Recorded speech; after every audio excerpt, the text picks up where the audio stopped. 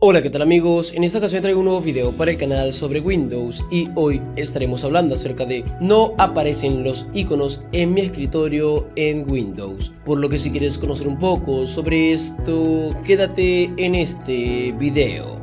Comencemos.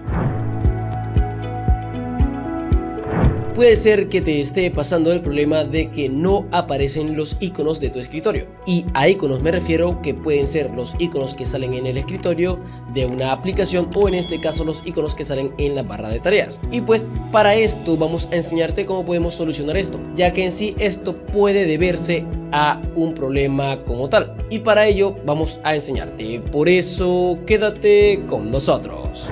Entonces, una vez acá en la computadora queremos saber por qué no aparecen los iconos de nuestro escritorio. Y en este caso puede ser que sea que los iconos no los pueda mostrar. Como puedes ver, tengamos esta opción desactivada en el cual no nos aparecen los iconos, ¿ok? Que para hacerlo pues es clic derecho a tu escritorio, darle en ver y darle en mostrar iconos del escritorio. O otra opción que tenemos es que si no aparecen los iconos del escritorio y no aparecen los iconos de acá ni los iconos de acá, es porque el explorador de Windows está, digamos, congelado. Y para hacerlo tendríamos que abrir el administrador de tareas por mediante la siguiente forma, que sería tecleando en el teclado Control Shift más escape, y de esa manera estaríamos abriendo el procesador de Windows o en este caso el administrador de tareas. Una vez acá lo que vamos a hacer es darle al explorador de Windows, clic derecho y le vamos a dar en la opción que dice reiniciar.